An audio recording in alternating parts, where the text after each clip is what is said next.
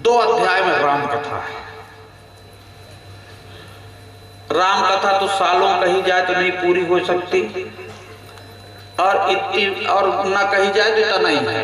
राम रमन्ना दुईजन्ना, एक क्षत्रिय एक बामन्ना, एक ने एक की नार हरी तो एक ने एक की नाश करी। इतना ही उसका सार, और नहीं कहो तो बहुत लंबी। राम कथा में दुनिया का कोई ऐसा समस्या नहीं जिसका समाधान न हो, दुनिया की कोई ऐसा व्यवहार जगत की बात नहीं जो राम कथा में न हो, सब है। प्रतीकात्मक रूप से हम राम कथा का भी स्पर्श करते हैं। जीवन में मर्यादा, राम जी की मर्यादा आ जाए तब पुष्ट पुरुषोत्तम की लीला सुनने में आनंद आता है।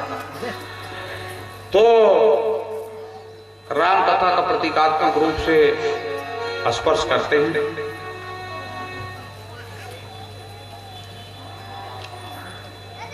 ज्ञान शक्तिश्च कौशल्या सुमित्रोपासनात्मिका क्रिया शक्तिश्च कैकेयी वेदोदसरथो नृपः।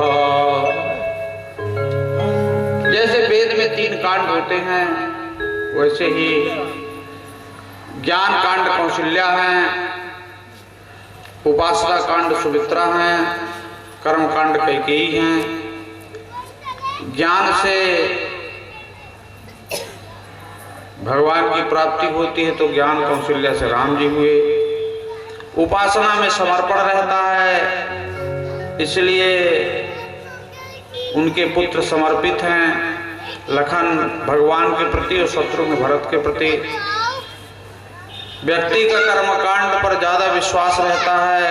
ये बेटा शांति बनाओ, क्यों ऐसे आगे पीछे हो रहे हैं? तो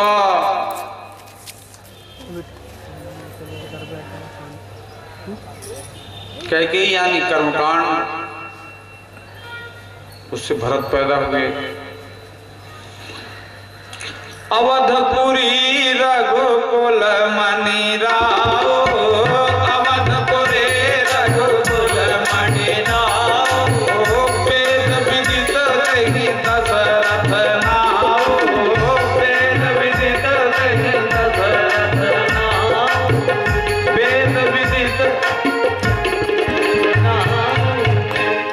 राजा दशरथ धराम धुरंधर गुण निधि ज्ञानी हृदय भगत मत सारंग पानी। बहुत दिनों तक उनके जब संतान नहीं हुई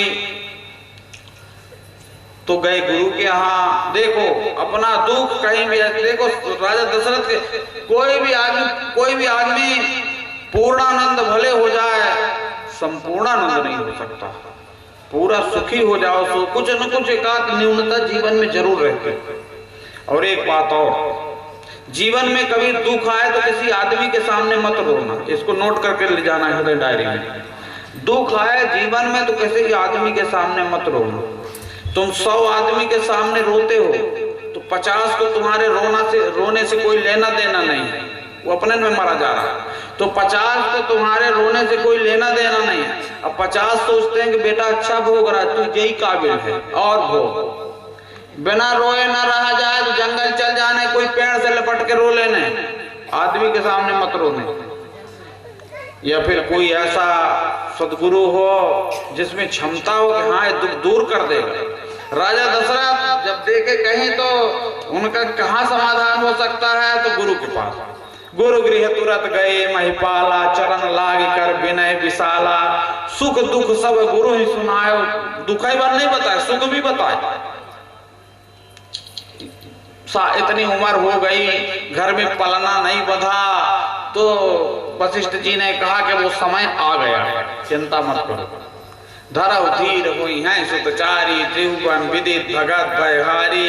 एक काम करो, विभांडक के पुत्र श्रृंगी ऋषि को बुलवाओ, वो पुत्रेष्ट यज्ञ के स्पेशलिस्ट हैं, विशेषज्ञ हैं, तो उनको बुलवाओ और उनको बुलवा करके पुत्रेष्ट यज्ञ करवाओ।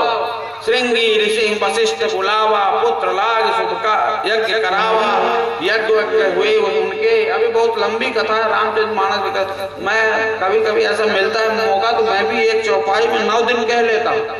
भगवान की कृपा है जैसा भी, लेकिन अब यहाँ तो समय नहीं है, तो मैं एक प्रतीकात्मक, फिर उनका जन्म, भगवान का जन्म हुआ, सबको बड़ा आनंद हुआ। फिर विश्वामित्र आए, भगवान उनके यज्ञ में गए, जो राक्षस उनके यज्ञ में बाधा उत्पन्न करते थे उनका विनाश किए। फिर दूसरे यज्ञ में गए जनकपुर, धनुष यज्ञ में,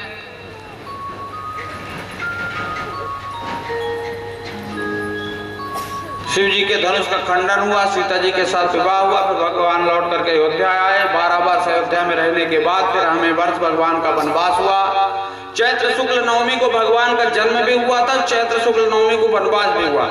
कई लोगों के जीवन में अंक का बड़ा महत्व रहता है, कोई अंक जीवन में बड़ा महत्व रखता है, तो नवमी को ही जन्म हुआ भगवान का, नवमी को ही वनवास हुआ। नवमी पूर्ण संख्या है, सबसे बड़ी संख्या है। फिर सीता जी का हरण हुआ, बानरों से मित्रता हुई, भगवान ने लंका पर चढ़ाई किया, सेतु बंद हुआ, लंका पर चढ़ाई किए, रावण मारा गया। रावण मोह है, मोह दशमौल, जैसे हमारे जीवन में मोह रहता है वैसे रावण मोह है, कुंभकर्ण क्रोध है, अहंकार है, बड़े बड़े कान थे कुंभकर्ण के। अहंकारी आदमी को कान बहुत बड़ा होता है, इतने प्रशंसा सुनने को, अपनी बड़ाई सुनने को, जो ही कुंभकर्ण, तो बड़ा कुंभकर्ण मारा गया, काम रूपी इंद्रजीत मारा गया, आत्मा रूपी शांति जो सीता की खो गई थी, तो आत्मा रामो विजायते शांति सीता समानीता, वो शांत रूपी सीता जो आत्मा की खो गई थी, जब ये मोह मर गया, अहंकार मर गया, समुद्र रूपी देहाभिमान का लंघन हो गया, तो ये शांत रूपी सीता आत्मा को उपलब्ध हो गई। थोड़ी भगवान का स्तुति कर लेते हैं, श्री रामचंद्र कृपाल भजन सभी लोग करिएगा। श्री